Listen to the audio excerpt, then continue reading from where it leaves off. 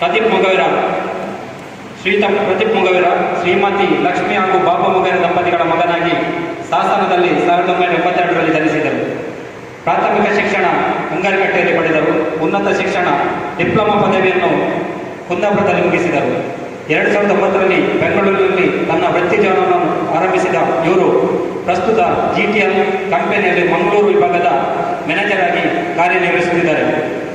ಸಮಾಜ ಸೇವೆಯನ್ನು ಬಲದಲ್ಲಿ ರೂಢಿಸಿಕೊಂಡಿರುವ ಇವರು ಕಾಲೇಜ್ ವಿದ್ಯಾರ್ಥಿ ಆಗಿರುವ ಸಂದರ್ಭದಲ್ಲಿ ರಕ್ತದಾನಿ. ಸುಮಾರು 20 ಬಾರಿ ರಕ್ತದಾನ ಮಾಡಿರುವ ಇವರು ವೀರಟ್ ಫ್ರೆಂಡ್ಸ್ ಕಾರ್ಯದರ್ಶಿಯಾಗಿ, ಅಭಯಸ್ಥ ಹೆಲ್ಪ್ಲೈನ್ ಉಡುಪಿ ಇದರ ಉಪಾಧ್ಯಕ್ಷರಾಗಿ, ಹೆಲ್ಪಿಂಗ್ ಹ್ಯಾಂಡ್ಸ್ ಕುಂದಾಪುರ ಇದರ ಸಂಸ್ಥಾಪಕ ಅಧ್ಯಕ್ಷರು ಕೂಡ ಆಗಿದ್ದಾರೆ.